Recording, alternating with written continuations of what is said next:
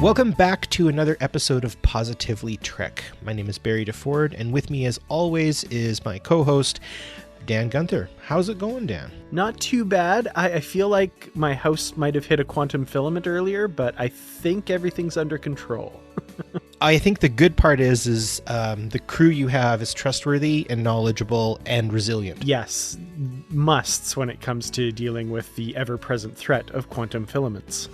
Yes, definitely. Who knows when you're going to hit one? Actually, since we watched the eponymously named episode of Star Trek that we have named this episode after, we're talking about disasters today, I've actually kind of gone down a bit of a disaster rabbit hole. Can you guess any sort of disasters in human history that I may have looked at, or what pops to mind when you think of disaster? Oh man, I mean, the one that immediately popped in my head, I don't know that it'll be forefront on everyone's mind, but I was actually recently reading about the Halifax explosion. And that one kind of popped into my head just because it's something that I've seen online. People who don't live in Canada tend to be like, wait, what? What was the biggest man-made explosion in history up until a certain point? That was it? Really? Intense. Utter bananas. Yeah. Utter bananas. You're right. Actually, well, speaking of explosions, I've been actually researching Pompeii and Herculaneum. Ooh. In the year 79 AD. Mount Vesuvius erupted. And for context, in 1944, Vesuvius erupted, and it caused a great deal of damage in Pompeii, took a number of lives.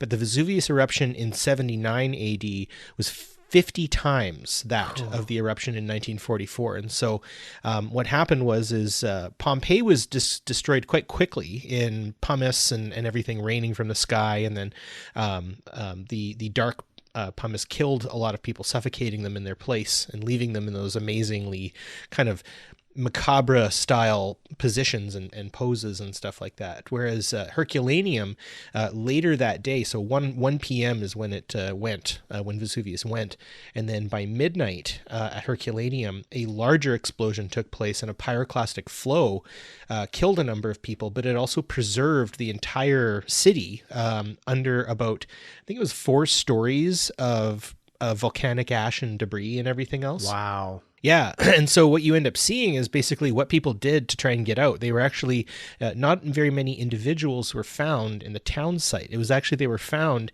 in the boathouses under a gigantic stone-built arcade that anything else you would have survived. The only thing that you wouldn't survive through by being down there was a pyroclastic flow. Mm-hmm. But you do see how even in those days, people had procedures, they had ways of doing things, measures that they were trying to take to save as many people as possible. And it's arguable that a number of people were saved, thankfully, as boats in the Bay of Naples would have seen what was happening and people would have come to their aid. Wow. Yeah. Yeah. Incredible. There's just a sudden and intense history lesson for everybody. I love it.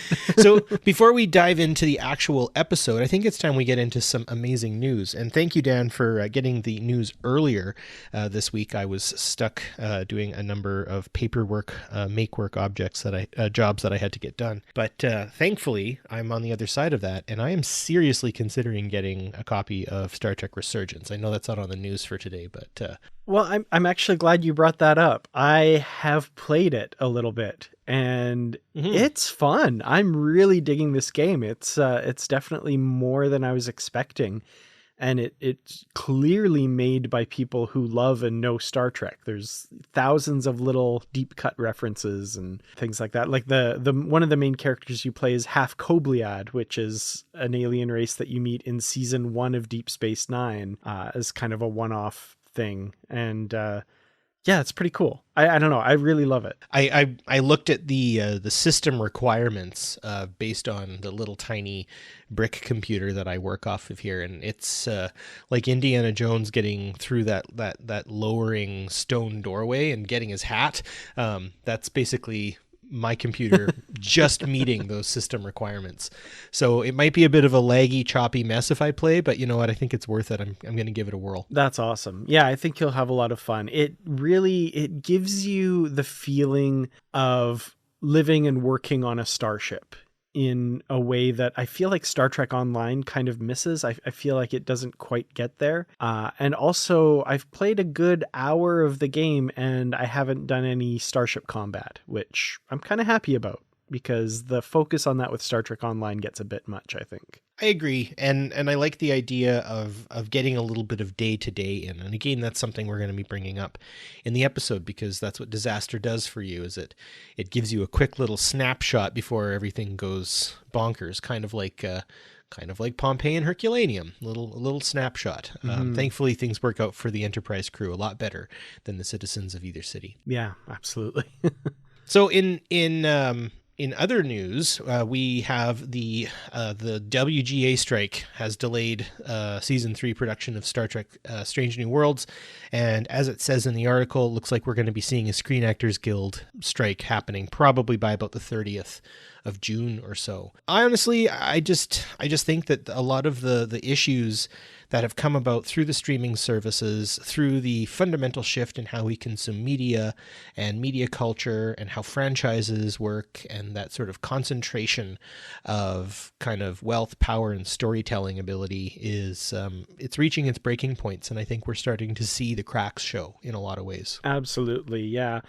In a lot of ways, mentioning this in the news is kind of mostly just a confirmation of what we already knew, but we have kind of official people telling us that, yeah, season 3 is not shooting. It will be delayed until after the strike is done, whenever that may be. Season 2, of course, of Strange New Worlds done, ready to go, excited for people to see it kind of thing. But yeah, as you mentioned, the Screen Actors Guild may also be going on strike if they aren't able to work out a new contract before the end of June.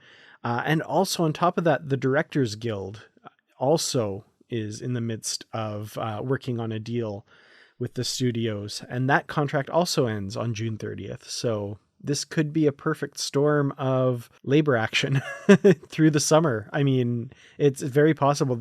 It looks like the sides are very far apart, so this could be a very long strike indeed. It'll be interesting because much like when one throws a rock into a pond, it takes a minute for the ripples to come back. We don't know and won't be able to fully understand the breadth of what's happening right now in the entertainment industry, I would say, until probably the end of the summer, maybe further, as we start having a lot of, hey, remember the 90s kind of style to the streaming services, where they're going to try to plumb in as much content as possible while no new content is going to be showing up. I can almost feel it coming, and that's going to have an effect, I think, that maybe we're not fully prepared for as sort of a society in general that have kind of gotten used to certain things and certain ways and everything. So I do think that this is going to have something of a delayed reaction if it doesn't get resolved soon. And I think the only way this gets resolved is if there is an assurance that everybody involved in production of the shows and things that we like get a fair shake for the job they do. 100%.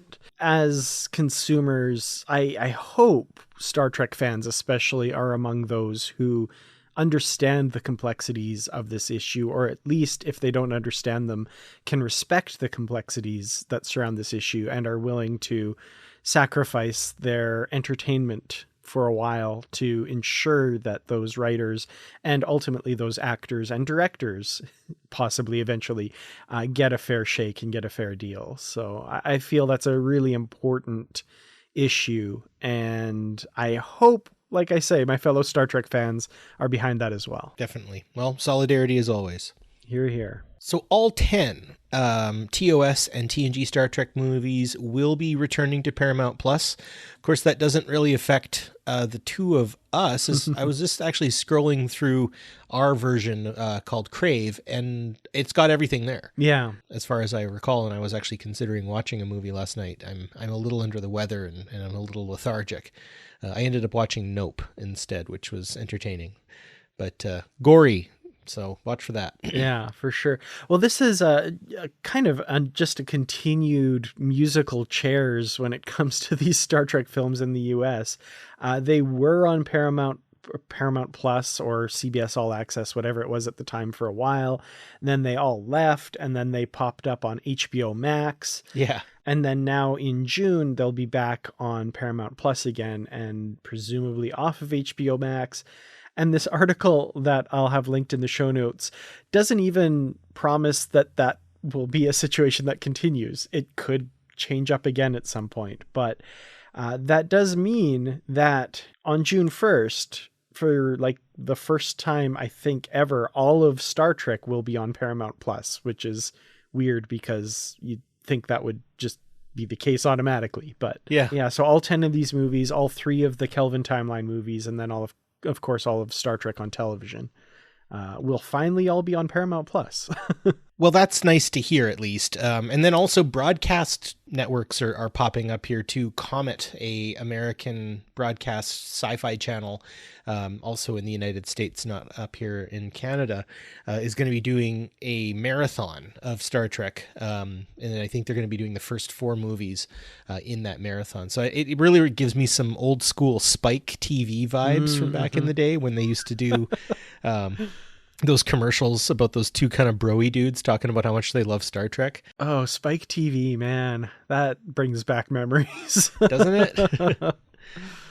So yeah, that's, I guess, yeah, I mean, this really underscores to me a necessity to make sure that you have the Star Trek you love in some kind of personal format. And unfortunately, formats shift and change as well. I think we can probably be satisfied that like DVD, Blu-ray sort of things are going to be viable for at least the next half century, I would say. And then of course there's always drives and data keys that you can purchase and rip this hardware and stuff like that legally, of course. Of course, yeah. But you know, I do think that this kind of musical chairs about these sorts of things is frustrating. Like I was scrolling through streaming services yesterday looking for something to watch, and on Crave, actually, I noticed that they had little tiny things that said that like, oh, this is going to be taken away soon. This is going to disappear soon. And I think that's the problem with renting your media in this case, is you are always going to be at the mercy and the whim of the person you're renting it from. And I mean, the promise was kind of made that, like, you know, everything would be available, like all these old shows and all these old movies and stuff. You should be able to get them somehow through a streaming service. But just as an example, I saw a clip from Taxi on YouTube and I was like, man, I would really love to go back and rewatch Taxi. You know, that old show, Danny DeVito and Christopher Lloyd and Andy Kaufman and all of them. It is nowhere to be found. I have no idea if anywhere streams it, and if they do, if I can get that service. I don't know. I mean, I know not absolutely everything in the world will always be available, but I don't know. It seems every time I get an idea in my head that like, oh, there's that movie I want to see, and sure enough, nothing carries it. No. And that's a problem that is going to continue to persist so long as we base the streaming services off of profit motive maximization. Nothing wrong with getting some profit on things. Definitely, you wouldn't get an argument there from me, but I think it's this idea that rate of profit always drops. That's an economic certainty that even Adam Smith himself talks about in The Wealth of Nations. And it's baffling to me that these streaming services didn't understand that they could provide all of these things and then realize that over time, people are going to like or want it less and less as it goes. But those things are sustainable in a lot of different ways. And I think the streaming service, you know, as it replaced the video store culture that we once had, ultimately what it wound up doing in a profound way was give us the option to binge, the option to seek out and find things. And I think, you know, Dan, you saying like, well, I'm fine with the idea that things don't have to all be available. I actually would say, why? Couldn't we? Couldn't someone be able to, you know, upload even like VHS copies of Taxi onto the internet and then you could watch it? Like, are we that obsessed with the profit motive that we can't be able to do stuff like that? And I don't want to get too preachy here, so I'm going to stop. But long and short of it, let's hope these movies stay. Let's hope that we manage to allow people to access these movies, you know, when they want to, and they can stay on there for at least 5 years. Give it 5 years, Paramount. Just leave it on there for that long. Hear, hear. 100%. Yeah, one of the reasons I wanted to watch Taxi, actually, of course, was Carol Kane, who's going to be in the upcoming season of Strange New Worlds. So, good point. You know, Star Trek fans want to go see some of her iconic roles, right? Yeah. Also, it's a missed opportunity that Danny DeVito hasn't ever been on Star Trek. Yes. Agreed. 100%. I think he could play a pretty wicked Ferengi. He'd be a cool Ferengi. I wouldn't even mind seeing him as just like a Starfleet admiral or a Starfleet captain. I think actually, yes, switch him over. Yeah. Make him like a hard-nosed Starfleet admiral who like doesn't take crap from no one. Ooh, I could see that too. Oh, I love it. Shades of Louis De Palma, but maybe just a little less misogyny and crassness, I guess. Yeah. Exactly.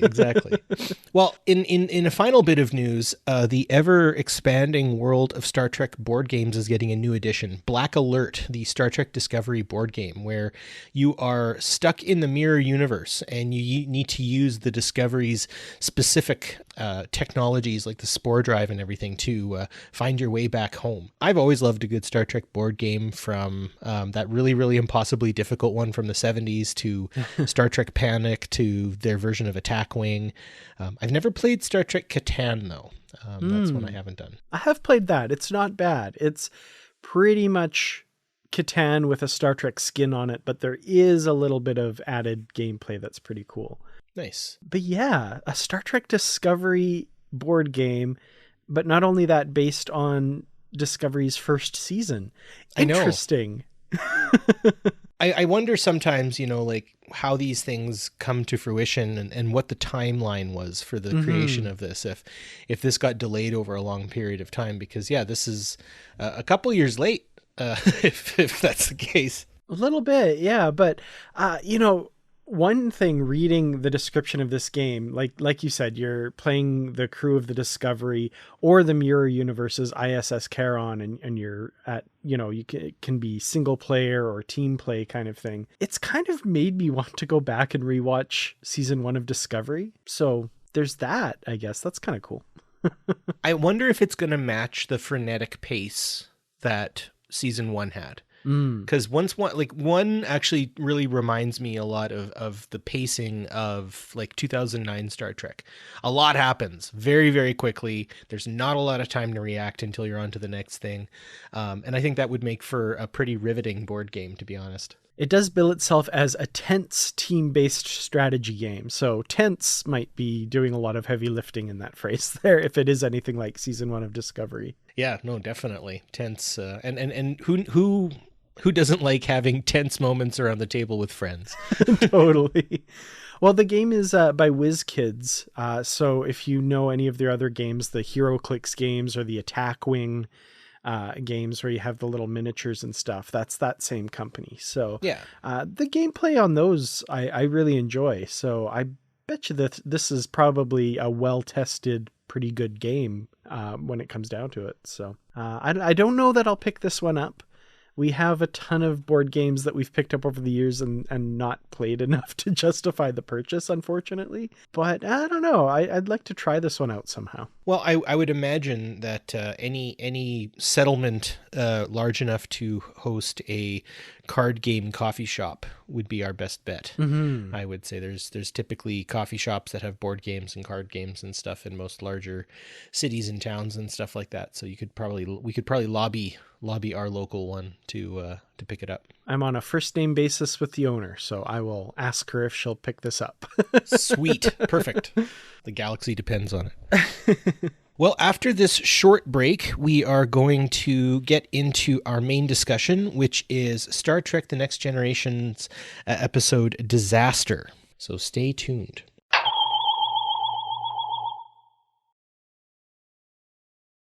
Thank you so much for downloading this episode of Positively Trek. We truly do appreciate each and every one of our listeners, and I'd like to especially thank our Patreon supporters. Thank you to our Constitution class supporters, Jim Stoffel, Joyce Marin, and Paul D. Kinnear. If you'd like to become a supporter of Positively Trek and join our crew, please go to patreon.com/positivelytrek. You can get early access to episodes, exclusive content, shoutouts, associate producer credits, ad-free episodes, and more. Again, that's patreon.com/positivelytrek. Thank you all, and live long and prosper. And we're back with our main discussion for today, which is Season 5, Episode 5, Disaster of the Star Trek The Next Generation. Quick synopsis. Quantum filament hits the Enterprise D, rendering basically all systems down, catastrophic damage to major functions within life support and everything else of the Enterprise. Members of the crew are separated in very interesting and unique pairings that have resonance into other series into the future, which is always entertaining and fun. And you get to see glimpses of how each of the characters act when they are, in many cases, vastly outside of their comfort zone. I don't think anybody is completely in their comfort zone in any of the situations that we're put into, where we have Worf delivering a baby, we've got Picard taking care of kids, a la Alan Grant from Jurassic Park in a lot of ways. You've got Data and Riker entertainingly going through Jeffrey's tubes and everything else, and finally you've got Crusher and LaForge hanging out in a very, very precarious situation where they could get sucked out into space. And Deanna Troi runs the ship for a while and succeeds. Mm-hmm. So there's a long-winded sort of explanation of the show itself. Dan, do you remember the first time or earlier times that you've watched this, and what has sort of been your resonating impression of Disaster? I do. And so as I've mentioned on the podcast before, Season 5 was the first season of The Next Generation that I watched live as it aired, and ergo the first episodes of The Next Generation I watched ever. So this one comes very early in Season 5, and I distinctly remember this as being one of my formative thoughts of The Next Generation, and I really enjoyed this episode. It was, at the time, tense, really lets you get to know a lot of these characters. I honestly think Season 5 is a great season to start watching TNG, and it's so good. Just the idea of Star Trek being something where professionals work together to better their lives and to advance the mission and stuff, right? Like, Star Trek to me has always been a couple of things, and on the macro level, it's those high-minded ideals, we better humanity, where it's a bright future where things like race and gender and all of that don't determine how you're treated, right?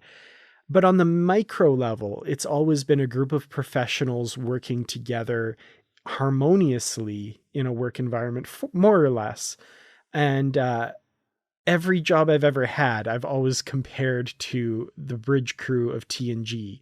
And it's always come away wanting, because they are the epitome of professionalism, and this episode just showcases that perfectly. I think even when they're not all together, they're still working together as a unit to save lives and to save the day. That was extremely, extremely well put, and just to kind of place that in a little jar, and on how I would respond to that is, everybody is performing admirably at every point.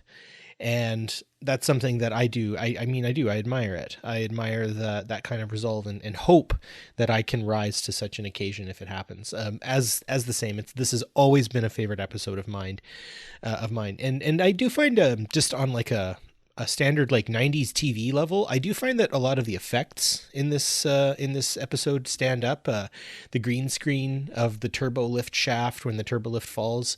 I've always bought it. The key is to look at the kid, not at the elevator. But it's a really well put together story. Despite its very precarious and peculiar situations that it presents, honestly, my suspension of disbelief is held pretty much throughout. I mean, to watch Star Trek, your suspension of disbelief has to be pretty elastic.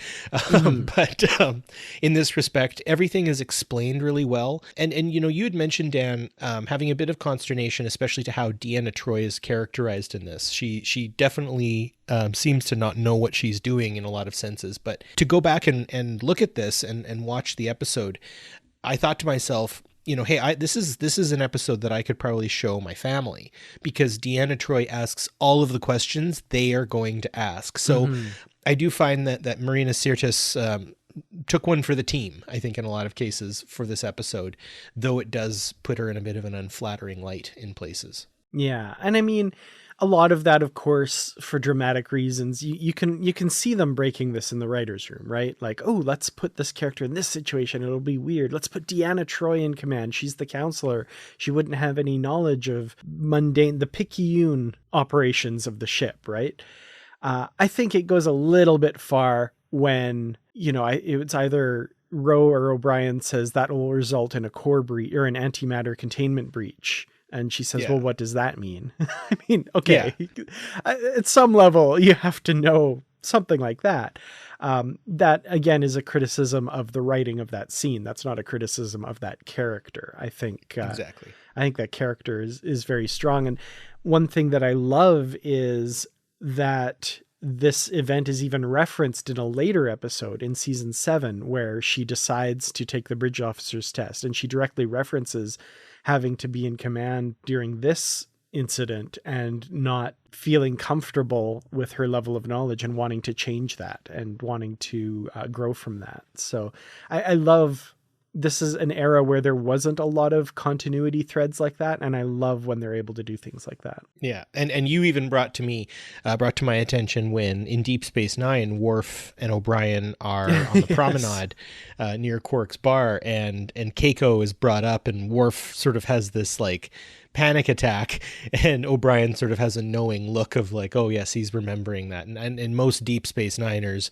will have remembered Disaster as, again, a perennial favorite of the series. Mm-hmm. So what I want to maybe kind of lean into to start with is breaking down the episode kind of into its constituent parts. There's sort of the before, the during, and then the after, kind of to make it as simplified as possible. But I want to kind of focus a little bit on what the characters are doing before the disaster takes place, just to kind of give us a sort of Data's Day in miniature, right? Obviously, I think Data's Day is one of the favorite, like, for me, kind of like slice of life episodes that Star Trek has ever done. But in this case, you kind of get started with a slice of life, and then, of course, someone drops the slice on the floor, and then we have to deal with it. So for you, Dan, what would you say is one of the most kind of memorable before the filament hit kind of interactions or interchanges that's taking place? So I really appreciate the little bit we get in 10 Forward beforehand with Keiko being pregnant with the child we will come to know as Molly, where they're talking about, what they're going to name him or her at this point, bandying about names, and get a little bit of that kind of sniping between Keiko and Miles, but playfully done. I think people focus too much on that and don't recognize that kind of playful banter for what it is, and say that she's always nagging him or whatever. But I love that little interaction between them where they're, we agreed on this name. Well, we didn't discount this name. And Miles, and rolls her eyes, and Data, asking permission to touch Keiko's midsection and feel the baby kick, and the look of astonishment on Data's face that Brent Spiner can do so well. I love that whole situation. That's so much fun. You're right. I very much agree. And also none of that like, oh, thank God I don't have to go through that kind of banter, even from Riker. He's breaking my own rules, and just sort of how he interacts with Keiko from that point to the disaster and everything. He very much just sort of sees that as sort of like a natural process. He's very kind to her. He's very nurturing. I appreciate that. That's a really good scene. I like that one. For me, I found it amusing, I think, more than anything. And this is again kind of a thing with Gates McFadden, is that sort of never really fully appreciating the fact that I think if asked, Gates McFadden would have broken into a vaudeville style dance at any given moment from seasons 1 to 7 of TNG. Mm-hmm. And I feel like that to some degree, that's a bit of a missed opportunity for the amount of times that it could have happened. So getting to see LeVar Burton and Gates McFadden go over HMS Pinafore, the modern Major General, while they're hiding, basically doing sort of some menial task in a little warehouse, is for me really charming, because again, these are characters who would otherwise never be interacting with each other, right? Mm-hmm. Engineers and doctors, healers both in their own right, typically don't don't do too much together. And so getting to see them and just sort of seeing their relationship in that moment, it actually kind of reminded me of some of the old coworkers I had when I worked at Fort Edmonton Park way back in the day. Just nice. Just kind of anyone you could interact with like that, and it just sort of shows the type of crew they are. That would have been mine. You mentioning Crusher and Gates McFadden, vaudeville acts and stuff. Mm-hmm. Have you ever seen that photo of Gates fully dressed in her Dr. Crusher costume riding a unicycle on the Paramount lot? It's one of my favorite photographs. And I'm like, why did they never have her do that on the holodeck or something? Yeah. No, she has quite the talent. And despite the fact that, you and I wax lyrical about Brent Spiner being a physical actor, I think she is too, and maybe didn't get that opportunity quite as often. Yeah. A little side note, and I think I've even brought this up on the podcast before, the episode Cupid, where they're doing the Robin Hood pastiche, and Riker, Data, and Geordi all come in with swords to storm the castle, and they cut to Troy and Crusher smashing pots over people's heads. Mm-hmm. There were only 2 members of that cast that had actually had fencing training, and they were Marina Sirtis and Gates McFadden, and that just drives me insane. Oy, that's frustrating. Anyway. Doesn't Data take an arrow to the chest in that one too? Yes, he does. And the way he moves his hand, I just love that. Where he's like, fortunately, my major functions are unimpeded or something. Yeah. Do not despair, counselor. Your aim is improving. Yeah. Oh dear. So the other piece of this, I think, more than anything, is we are seeing sort of a slice of life in the 24th century in certain aspects. However, in other aspects, we are also seeing what one would see on a long haul exploration starship. You need to stay busy so you don't go crazy. Mm-hmm. Like, sure, this is, one of the biggest ships depicted in Star Trek in its history and everything like that.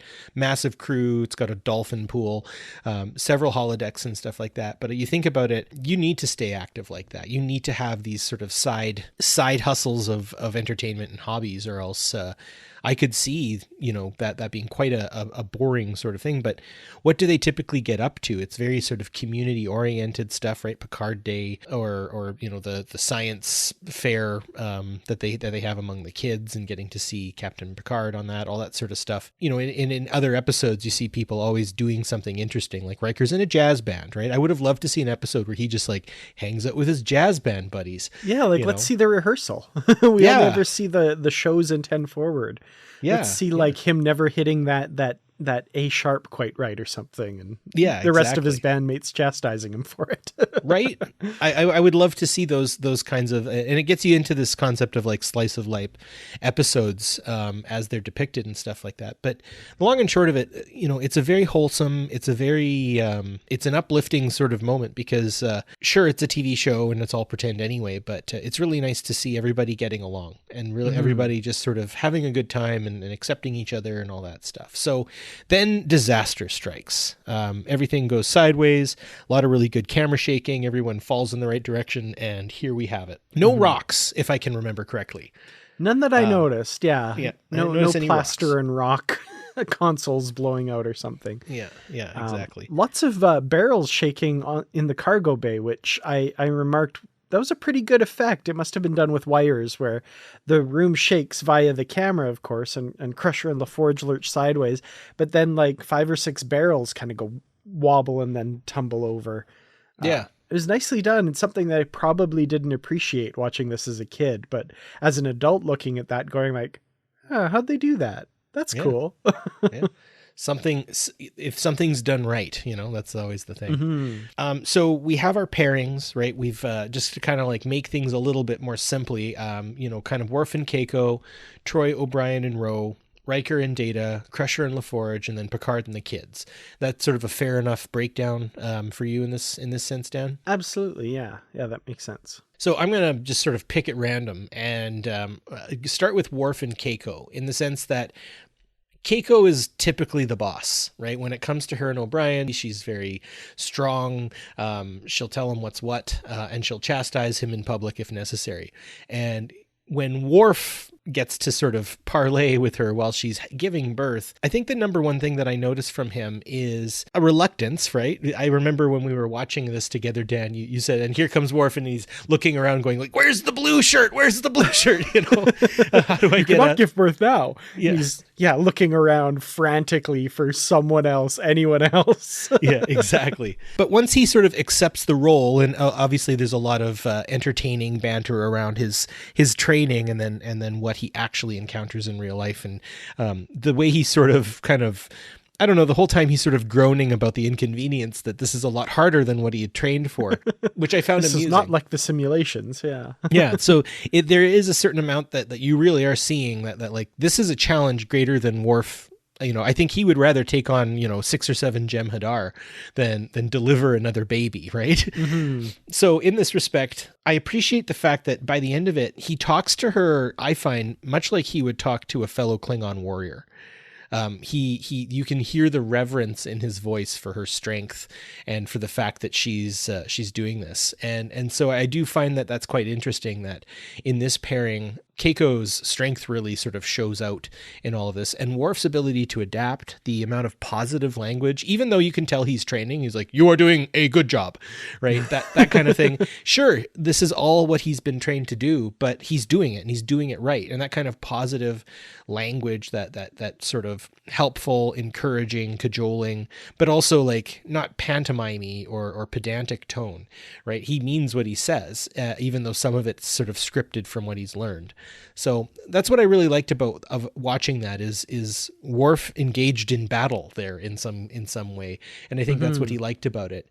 And Keiko really shows what she's made of too, right? Like minutes before she began giving birth, she was walking around helping people as much as she could. And yeah, I really appreciate that. This is a very good sort of like, if anyone finds Keiko to be annoying or overbearing and stuff like that, you really have to understand that that's the formula that she and O'Brien have struck. So they're probably into it.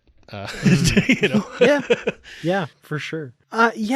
Worf in this is so much fun to watch. And every time I watch this, I feel like I see more from what's going on than I did before. And this last time I felt like I might have seen a little bit of pride in Worf, in that like I took this academy training course and now I get to put this into practice. And he's like, have you ever delivered a baby before? Yes. No. Well, I did I did the training course at the academy. And it's like, oh, she's like, okay, and I almost would have liked to have seen, like, we get, like you mentioned, the continuity in the Deep Space Nine episode where Keiko's pregnant again and she's like, Keiko's having a baby. Now? Yeah. He's like all freaked out, like, I will be far away when that happens. Yeah. But I would have loved to have seen, like, maybe in the episodes following this, something like Dr. Crusher bringing Molly in for a checkup and, kind of gently asking Worf, hey, Worf, do you want to come along and see how she's doing? And half jokingly, half like, wouldn't there be like a little bit of a relationship between Keiko and Worf and Molly after this? I think that would have been kind of cool to see, just as a little, if this show was made in the Deep Space Nine era, or even more so in like the Discovery Picard era, I feel like we would have seen that carry forward a little bit. Maybe, but I would say that given Worf's track record with family, maybe not. I think he's actually right on the mark in terms of completely ignoring people he's had meaningful experiences with. Or that's fair. That's fair. People who he offspringed and all that jazz. So I like that whole piece is, that kind of really reminds me of like, disaster on the cruise ship kind of feel, right? Where you have a lot of unqualified civilians sort of all rattled and banged up and everything like that. And then a small amount of professionals who are trained for these sorts of things. And I mean, I would assume that any civilian on the Enterprise is going to have a certain level of training for what to do in a disaster. And if memory serves, there are people, in plain clothes, also wandering around helping and stuff like that in 10 Forward. But that one again shows just how quickly they are at creating like triage areas. You'll see that people are lined up in specific ways, all of that stuff. Very reminiscent of what you would see at sea or in a sort of standard disaster scenario.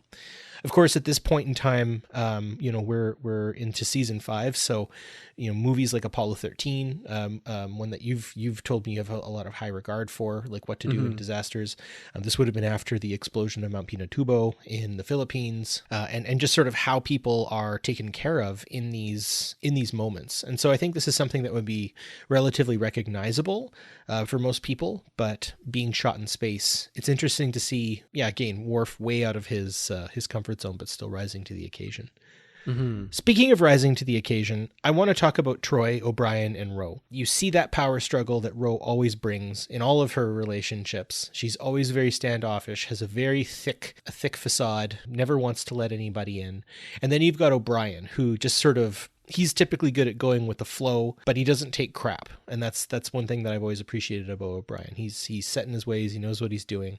But when you look at the breakdown, once it is determined that Troi is the ranking officer, though I think it crosses both Ro and O'Brien's mind, they don't take command. And I think that's extremely important given the way how things shake out. Yeah, that's definitely a good observation. And, what you say about Ro is very true. Like, she's combative, but at the same time, professional, right? Like, she doesn't take control at any point, like you say. She doesn't attempt to mutiny or anything. She accepts that Troi is the one in command, and she will make clear when she thinks that Troi is making an incorrect decision from her point of view. But once Troi says, no, this is my decision and we will do this until I decide otherwise. She may not say, "I, sir," like she's supposed to, as we noted a couple times, but she'll say, all right, and go do her job, basically, right? So. Now, she is still capable of kind of unilateral decision-making. Of course, it is written in to be successful and actually the right choice in that respect when she starts rerouting ship systems to keep the core from overloading. Which I think is important, and it is good in the sense that I think upon reflection, both O'Brien and Troi accept the fact that she made that very quick unilateral decision. And I think that's where people in this episode especially give way to expertise over command in certain cases. And we'll see that again, especially with Picard and the kids, and the ability to rise again to these sorts of occasions and improvise a little bit. I used to be in a rock band way back in the day, and the drummer, my friend Zach, he was always really good. If we were getting the AV equipment started and some kind of like problem happened, he would usually troubleshoot it long before he knew anything was wrong. And then when we're taking down, I'm like, why are all these cords taped together? And like, why is this taped onto here? And why is that hanging over there? And he's like, oh, I just had to it didn't work. So now I just tried to fix it as fast as we could before the show started. So I think that is important. They weren't necessarily happy with Ro's choice, but in the end they trusted her. And I think that's important. And that's why she trusts them. So I have this book that I bought a long time ago. It's called Captain's Logs, The Unauthorized Complete Trek Voyages, and it's like interviews with people about each episode, and it's not officially licensed, but they interviewed a lot of people to do with the episodes. And I like this. Michael Piller talked a little bit about Ro's role in this episode, and I found this really interesting. He says, "We gave her the role of the disbeliever who had nowhere to go but lose in the end because she didn't believe Troi. I think, as I wrote in a memo, it would have been much better if she'd been around a year with some victories before we threw her right into that situation to look rather foolish." She apologizes to Troi at the end. She says, "Gee, you were right, counselor, and I was wrong, and I respect you." To me, after Troi made the right decision in a crisis, Ro's character, and I'm not sure if anybody would agree with me on this, would have said, "You still could have killed us all, and I think I was right, and you're just lucky it came out this way." That's the way I would have ended it with her. The bridge sequence was my least favorite part of the show because it seemed very predictable to me. So an interesting insight there, because that was something that I think we talked about when we watched the episode together, was that Ro immediately, when all is said and done and everything turns out well, she turns to Troy and says, "You were right, counselor, and thank you for seeing us through this," basically. What I love is Troy says back to her, "You could have just as easily been right," and touches Ro's arm as she says that and walks away. So I think they get that moment with Troy saying that a little bit. Mm-hmm. It vindicates Ro a little bit. So I don't necessarily agree she came off as weak in this episode. I think that button where Troy says, "You could have easily been the right one," and in maybe 2 alternate universes over, the Enterprise exploded and everybody died because of the choices that were made. So I don't know. I think that's really an interesting take from one of the writers, though. Yeah, I would actually have to disagree with Michael Piller here, too, in the sense that adding that extra bit of tension, I think, would make Ro seem even more reckless than she needed to be. Back to Apollo 13, of course, you and I spoke about this, but if anyone doesn't know, if you actually, and I think you can in certain cases, listen to the actual correspondence between the Apollo 13 crew. So everyone knows after Apollo 11 and Apollo 12, where humans made it to the moon, Apollo 13 sadly had a malfunction that caused them to not be able to land on the moon, and they had to use some pretty fancy footwork and a little bit of MacGyver skills to launch themselves back around the moon's gravitational pull so that they could whip back around and make it safe back to Earth. And thinking about that, it's remarkable that they were able to make that and not die. So when you hear the actual conversation and correspondence between between Houston and the crew, you find the conversation, they almost sound bored in cases where they're just like, trying this now, doing this. Yep. Copy that on one. And the fact that in that survival situation, they have been so well trained that they know what they need to do and they know where everyone fits and where everyone sits. And so I think ultimately what Ro was doing was acknowledging the fact that she wasn't following the appropriate due process and was bringing that to light. And I think that was important, that she was still vindicated, but it was O'Brien's look in the end where he makes eye contact with Ro. And then he makes the very, very real choice of staring back at the display and getting back to work. This is resolved. We're moving on. And I like that a lot. Yeah. And again, speaks to that professionalism of Starfleet and the fact that, yeah, these were extraordinary circumstances that we just went through, but we've still got to keep rerouting power and keep the lights on and 10 forward or whatever it is that he's doing on that console at that moment, right? So yeah, I love that. And nobody gets the last laugh. I think that's important. And that's the thing. Nobody has to get one over on someone else. No one has to win, For all of this to have gone right, Ro concedes ground and Troy concedes it right back. No one says like, "Boy, I sure hate to have to tell you that I was right, huh?" There's none of that. Yeah, exactly. So I think this next pairing is very much played for a bit of laughs, and it ties all the way to Picard season 3 with Riker and Data crawling around Jeffrey's tubes together, and Riker eventually just carrying Data's head around. There's a lot of kind of, it's not played like for like chuckle belly laughs or anything, but I just found the whole situation that they were going through to be sort of low-key amusing the whole way through. And I think this does a really good job of indicating how human Data actually already is. There's that scene where they've got that weird electric zippy zappy thing happening in the Jeffries tubes, where that same blue lightning that's in every episode. Yeah, exactly. And Data kind of stands up at one point that he's going to put his body in there and short it, and therefore potentially short himself out. And he's got this kind of look. And again, we've talked a lot about Brent Spiner's ability to act, of he doesn't care like a human would care. You can tell. But you also notice that he is very much acknowledging the fact that he is better than zero chance going to die in this very moment. And it's that needs of the many outweighing the needs of the few. You can see Riker's face of like, I think he's going to die. That kind of feeling. Mm-hmm. And just that moment there, I really think that did a lot of good to, in the continuity of Data's story, do a lot for his character. I think this was a really good Data episode in a lot of ways, and Riker plays an amazing kind of sidekick to what Data's planning, because Data really kind of runs the show. Like, we'll do this, and then we'll do this, and then we'll do that. And Riker's just basically the reaction, right? He's like, whoa, holy crap, the whole time. So I really appreciated that. Yeah, I enjoyed their pairing as well. And out of all of these, I'd say that's a pairing that we've seen frequently. Like, Riker and Data get paired a lot on away teams and that sort of thing. So it less so than the other ones is it, oh, this is new and novel.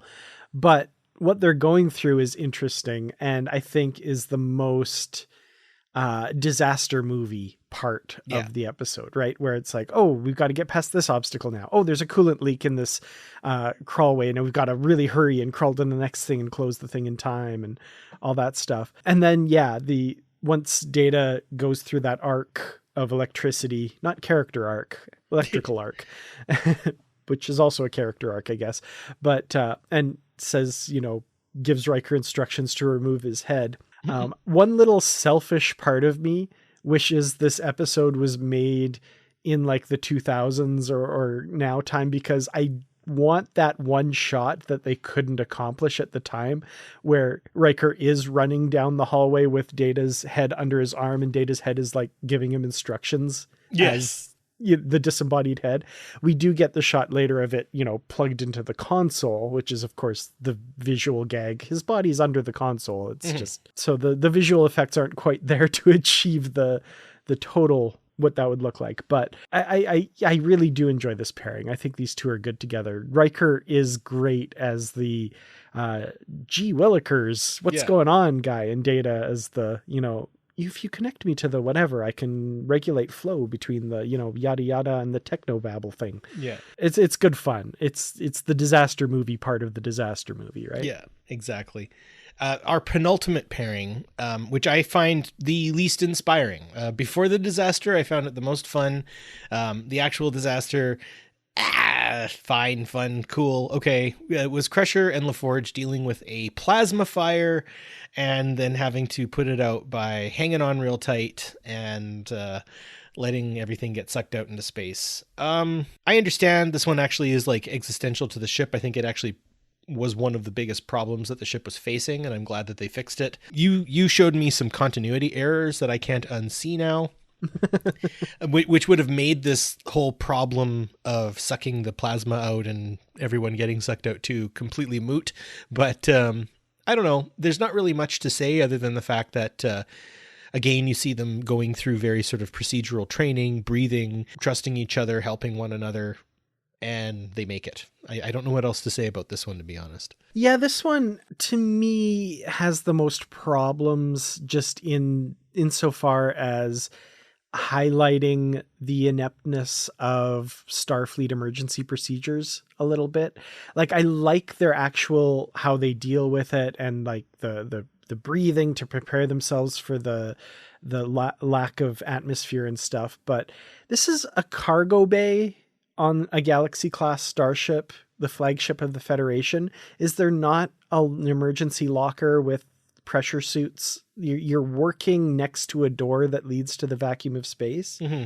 You'd think there would always be emergency procedures to deal with that in ways other than hanging on real tight to a ladder so you don't get sucked into space, which in and of itself is a whole other thing that we've discussed. Yes. Wouldn't actually happen, et cetera, et cetera. But yeah, there's a few things. The big errors for me, one is minor, but it's, Crusher puts her hand on the wall to lean. She's like, Geordi, this wall is hot.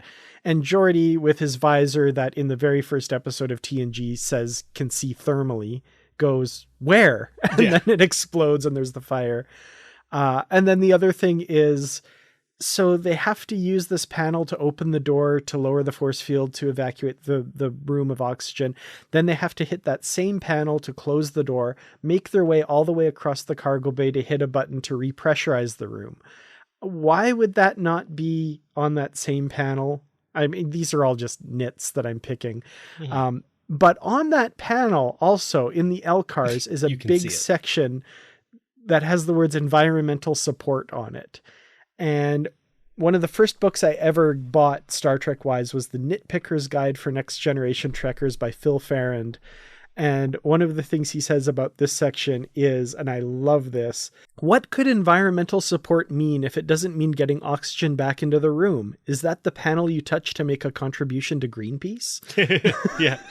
Well, it's funny in sort of like the anachronistic set designs of ships, and we're about to get into that when Picard and the kids are climbing the turbo lifts, but sort of reminiscent of Star Trek First Contact when Picard takes Lily to that weird little observation deck that has, you have to crawl into, but there's a little LCARS display and a little open door that opens up, and like it's the Lily viewing room. Apparently they built it just for her. Like I don't know what to make of that. And you're right. So the anachronistic designs of any starship will always make the plot more interesting, I suppose. Yeah, so I mean, these are the things that go through my nerd brain while I'm watching this. But at the same time, like I said, I like the interaction between Geordi and Crusher, and I like that they're taking small steps to reduce risk, right? Yeah. Like they're moving the cargo containers across the room where the radiation is less.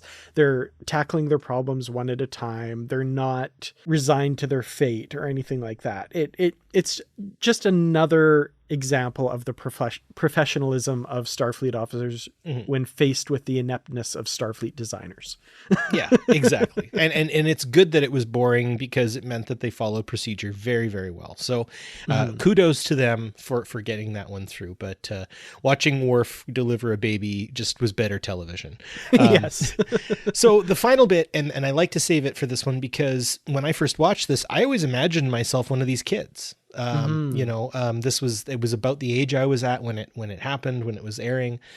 So I really identified with these little kiddos in a lot of ways, and watching Picard, very reminiscent to Alan Grant in Jurassic Park, gruffly kind of go about with the kids and then really open up and be that nurturing commander, leader, father figure that he is capable of being in a lot of cases.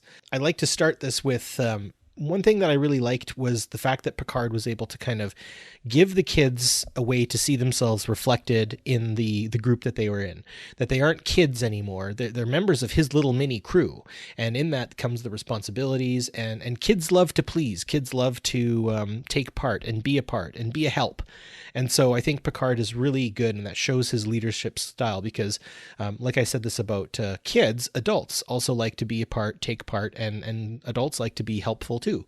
And so in this respect, I think this shows Picard's leadership style, the fact that he is able to bring the best out of everyone who he commands.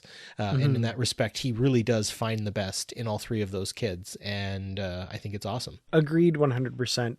There's so much about this that I love. Like, you've got the juxtaposition of Picard, who hates kids, having to usher these kids through this disaster. And I don't know if it's because of his lack of experience with kids or just the way you're supposed to handle this situation. He never talks down to them.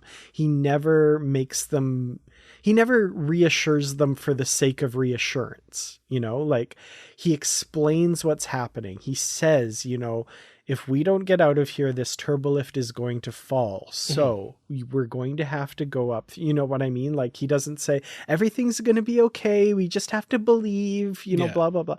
No, he very calmly has one kid go up to the top and inspect and report on what he sees and trusts that kid's observational skills when he says, this thing's half out of the groove and blah, blah, blah. And Picard says, okay, well, and he tells the eldest kid, if we stay here, this is going to happen. We need to get out of here. We need to save everybody kind of thing. And I love that. I think that's great.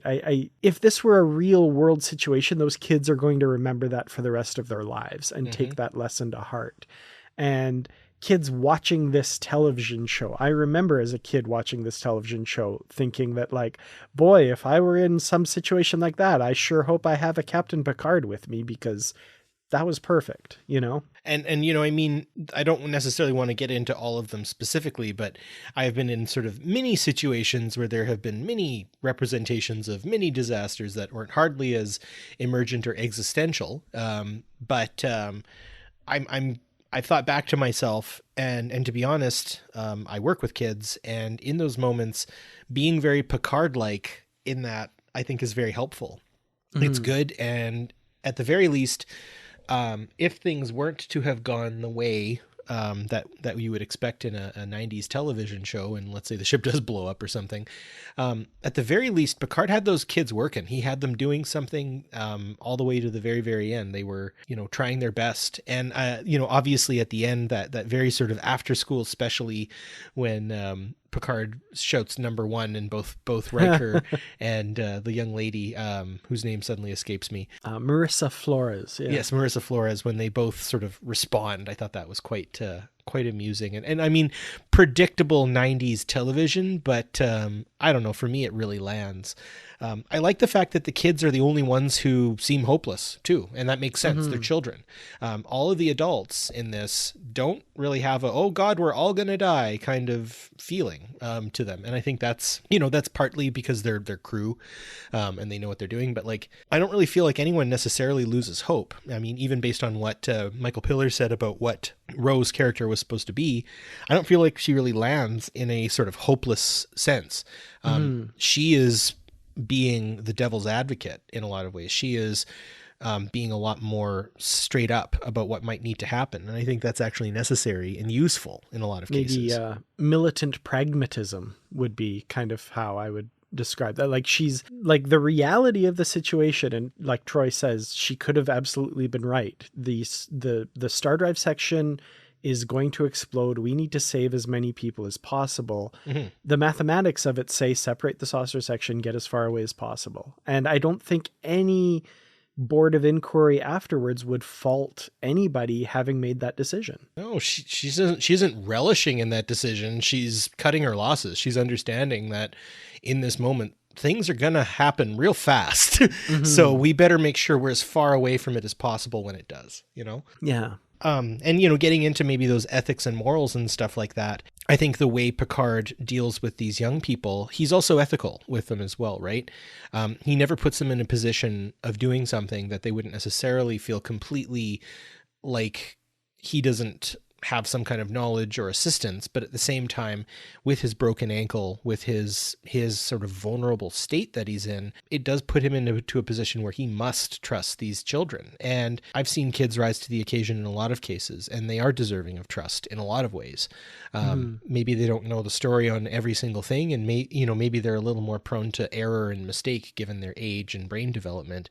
But when tasked to strike some kind of equilibrium, these young people know where they're supposed to be, know what they're supposed to be doing, and help each other. And I think that's really, really important. I love it when they were, kind of whinging as they were climbing the mountain that was the turbo lift. And you and I have talked about how, like, why does it have gravity? Well, again, this is played for television, but when they start singing, and this is a song that clearly comes from Jean-Luc's childhood, again, which is a lovely sort of thing to share that he has with these tiny people. And I think that's ultimately what makes this episode so good, is they do what is sometimes the impossible, and that is make a television show centered around kids interesting. And they did a very good job of it. Yeah, no matter how many times the youngest kid spikes the camera as he's talking. Yeah. I noticed like 3 or 4 times he looks right at the camera. Yeah. Boy. But I really enjoy this whole part. And, it might be, as I grow older, the part of the show that ages the least well is, I mean, they're kid actors, right? You can't get 100%, but it felt very real to me still. Like, these kids did a really great job. And there's even a couple of moments where the oldest of the kids, the girl, her acting kind of blows me away. That moment you mentioned when the turbolift falls, the like shaky, like look of panic on her face as she grabs the ladder and pulls herself tight to the wall. Yeah. That felt real. Like, I felt like she was accessing some time in her life when she was terrified. Yeah. Because that was on her face. Yeah. And she must have fallen off a ladder or a shed or something, to have that kind of reaction. I know that reaction. I've fallen off of stuff like that, right? Totally. Definitely. I think ultimately the values that kind of sit through all of this and sort of underscore it is, they're not immediately like those gosh darn Romulans or something. Like they scientifically determine the cause. First off, there's heavy communication, knowledge sharing, and positive reassurance, encouraging language and behavior, people rising to the occasion. Gender and gendered roles are more or less, and even ageist roles in some cases are pretty much meaningless. Everyone has a tough and a nurturing moment. I find any kind of main character does. And in this sense, I think the biggest folly would be to lose hope in this respect. And I think hope is best when it's shared. Humanity is found in our will to survive in a lot of cases. And, kind of taking things back to, Herculaneum, there's an interesting point where there are individuals who we know who were there who just simply aren't accounted for. And there's a fresco that was being painted when Vesuvius went off. And you can see that the painting wasn't completely done. And there was a painter master and an apprentice there. The apprentice had just finished plastering the wall. And then the painter, there's clear evidence that he spilled his like the varnish that goes over over it because it's kind of splattered funny. So the coolest part is there's no account of their grave anywhere or their death, in the sense that I think they got out. I think they got away. They aren't among the people accounted for and I mean, we can't fully know for sure, but it kind of this idea that like, I'm now sharing this with everyone in this podcast that, people survived that and we all have that chance. And I think we have to know that in those extremely, what could sometimes feel like hopeless situations, if we share our hope, we might make it. Mm-hmm. And that's always something to be thinking about is it's not over until it's over. And it's important to keep that in mind. Yeah, I can't add a ton to what you've said there because you summed it up really, really well. Keeping that positivity and, plug for Positively Trek, that hope, whether that's hope for survival in an emergency situation like this, hope for the future, which is what Star Trek itself embodies, this idea that we're going to make it, we have to work to make it. We're not just going to make it through sheer wishful thinking. Everyone in this episode takes positive steps that lead to that outcome, but it's because they don't give up hope that they're able to take those steps and ensure that outcome. And I think that's a really great message, and it might not be a message that my young self watching this implicitly got from the explicitly got from the episode, but it's definitely implicit in everything that happens, right? Yeah. So I think this continues the Star Trek tradition of just really great messaging. And I feel like if this were any other early 90s drama show and this was like a skyscraper in an earthquake or something like that, you would have a similar story, but there would be a lot more people yelling at each other and saying, move your ass and, blah, blah, blah, and all that stuff. And you don't get that here. You get people cooperating and working together. And I just can't think of anything more Star Trek than that. Right. And so, here we are.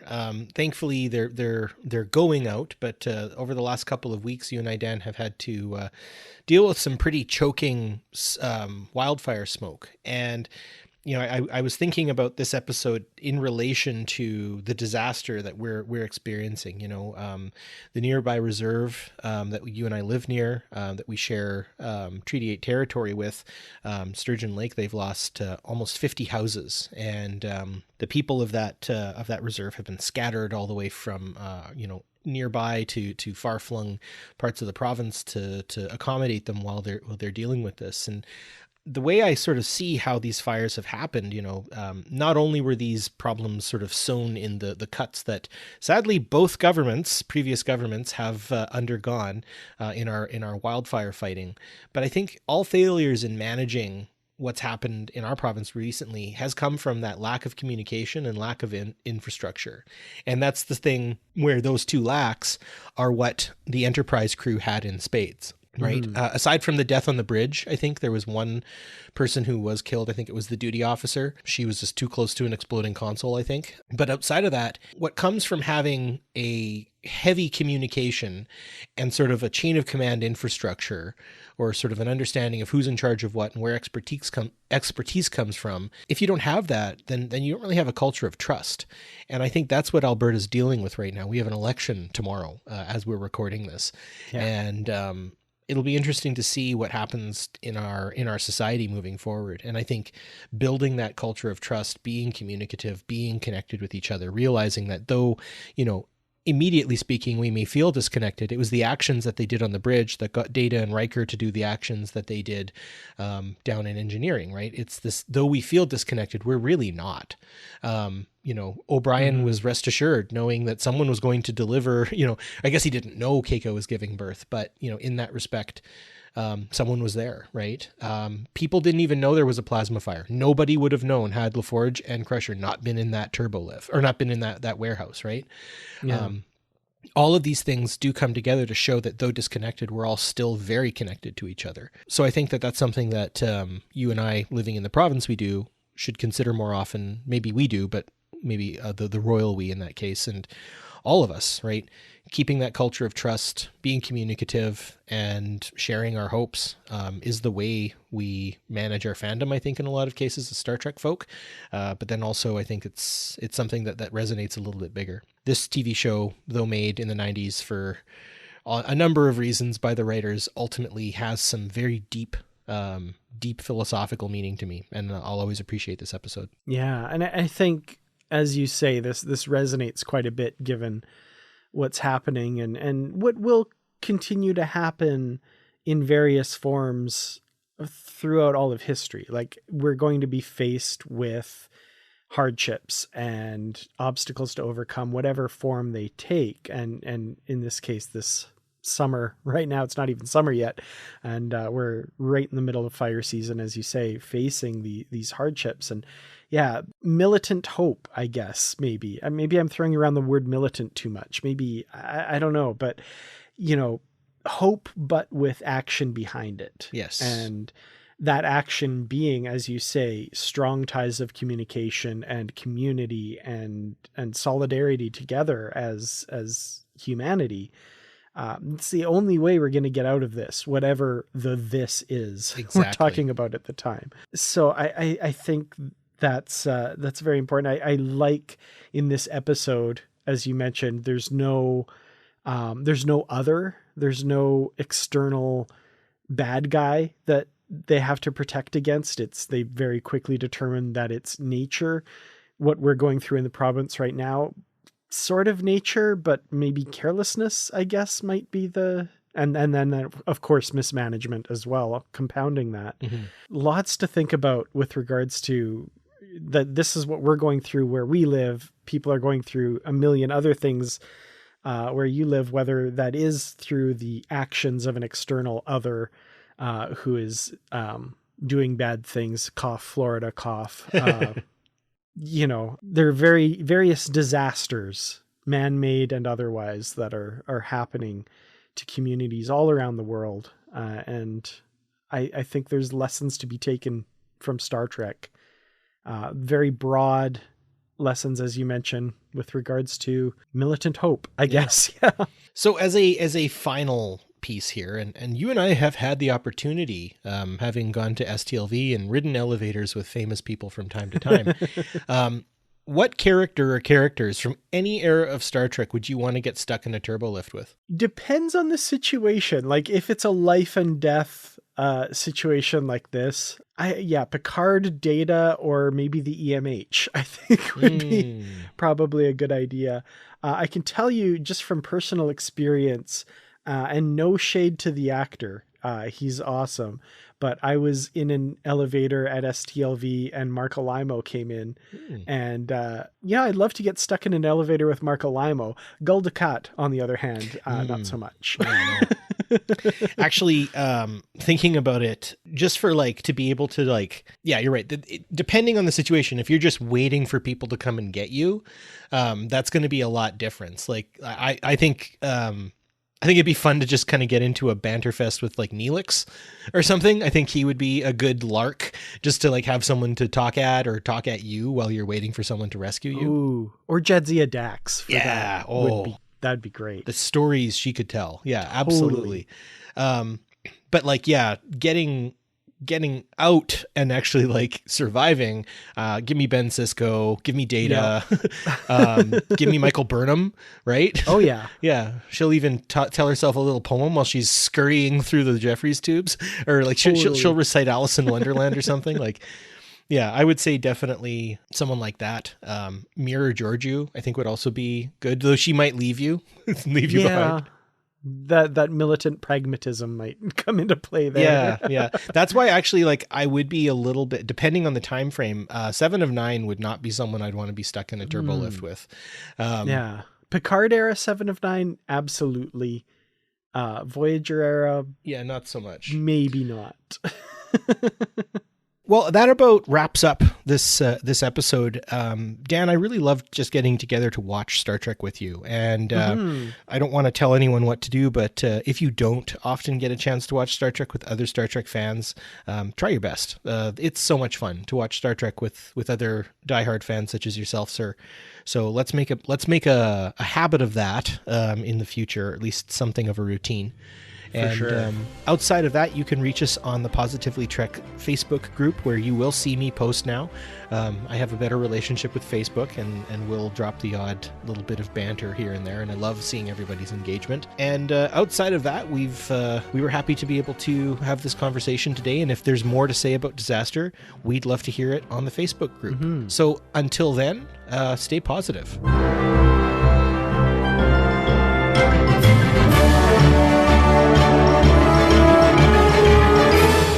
Just gonna wait for the motorbike to finish going by my house. Yeah. I can hear it from here. I know, it's bad. Ugh. If I went out my door, I could probably hear it from where I am too. Probably.